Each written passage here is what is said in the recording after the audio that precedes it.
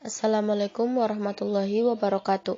Perkenalkan, saya Lela Nasmi, NIM 22160020 dari Prodi PGMI 1A, mata kuliah Bahasa Indonesia. Saya akan menjelaskan tentang paragraf. Paragraf adalah kesatuan pikiran berupa penggabungan beberapa kalimat yang mempunyai suatu gagasan atau tema. Dengan kata lain, alinea merupakan kumpulan kalimat. Akan tetapi tidak hanya sekedar kalimat yang berkumpulan saja, kalimat tersebut juga harus berhubungan satu sama lain. Alinea juga bisa disebut sebagai penuangan ide seorang penulis yang memiliki satu topik atau tema sehingga disebut sebagai karangan singkat. Alinea biasanya bercikan, tetapi ada juga alinea yang hanya mempunyai satu kalimat saja yang disebabkan oleh kalimat yang memang tidak dikembangkan penulis, sebagai peralihan antara bagian-bagian karangan. Dialog antara narasi diberlakukan sebagai satu alinea.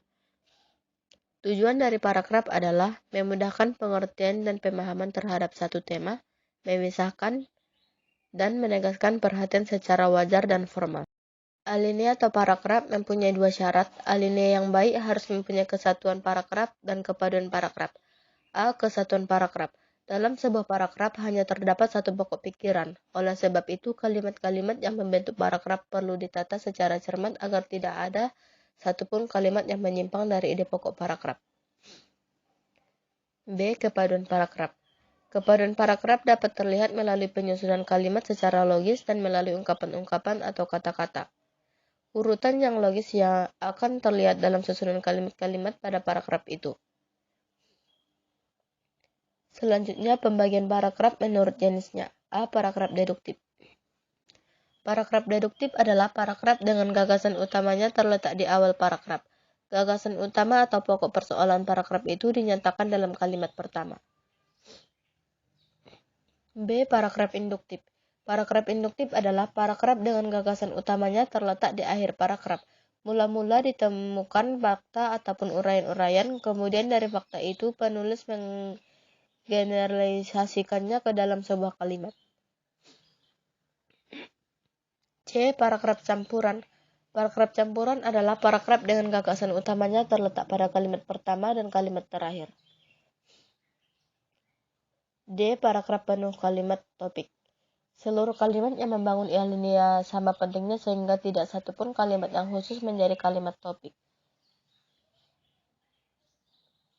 Selanjutnya, pembagian paragraf menurut tujuannya. A. Paragraf pembuka. Paragraf ini merupakan pembuka atau pengantar untuk sampai pada segala pembicaraan yang akan menyusul kemudian.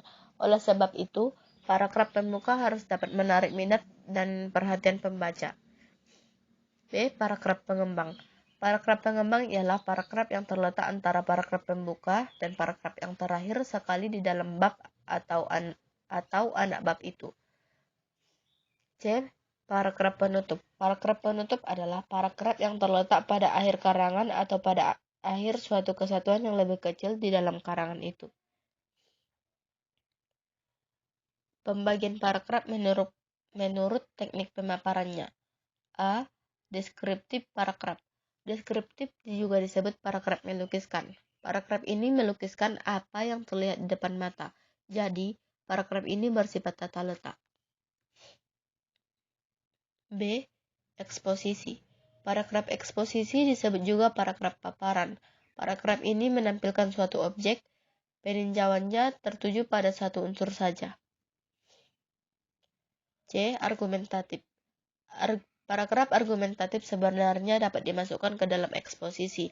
Paragraf argumentatif bertujuan untuk membuktikan kebenaran suatu pendapat dengan data fakta sebagai buktinya. D. Naratif.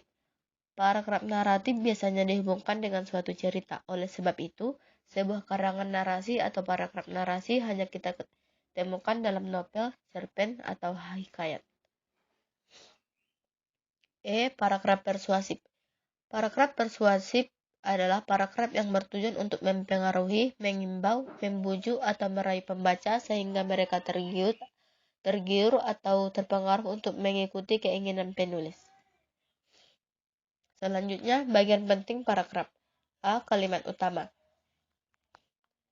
Kalimat utama atau biasa disebut dengan kalimat topik adalah kalimat yang mengandung gagasan utama mengenai suatu topik yang dibahas di dalam suatu paragraf. Ciri-cirinya, kalimat utama mengandung permasalahan yang potensial untuk dirinci dan diuraikan secara lebih lanjut. Kalimat utama merupakan kalimat utuh dan dapat berdiri sendiri tanpa adanya penghubung.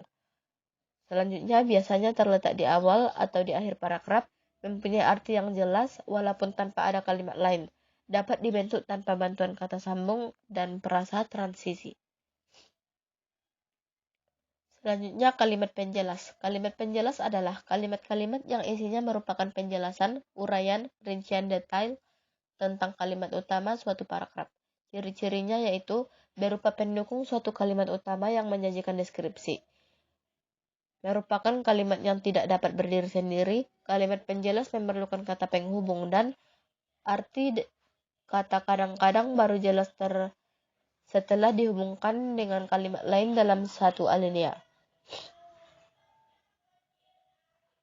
Fungsi paragraf. 1. Mengekspresikan gagasan tertulis dengan memberikan bentuk suatu pikiran dan perasaan ke dalam serangkaian kalimat yang tersusun secara logis dalam suatu kalimat. 2. Menegaskan perhatian secara wajar dan normal. 3. Memudahkan pengorganisasian gagasan bagi penulis dan memudahkan pemahaman bagi pembacanya. 4. Memudahkan untuk mengembangkan topik karangan ke dalam satuan pikiran yang lebih kecil. 5. Memudahkan pengendalian variabel terutama karangan yang terdiri atas beberapa variabel. Kesimpulan dari yang saya jelaskan adalah paragraf atau alinea adalah suatu kesatuan pikiran yaitu terdiri dari kumpulan kalimat. Alinea bertujuan untuk memudahkan pengertian dan pemahaman dengan menjabarkan suatu tema dengan wajar dan formal. Paragraf itu ada 3 macam yaitu paragraf pembuka, paragraf pengembang, dan paragraf penutup. Syarat paragraf ada 2 yaitu kesatuan dan kepaduan paragraf. Paragraf menurut jenisnya ada 3 yaitu paragraf deduktif, paragraf induktif, dan paragraf campuran.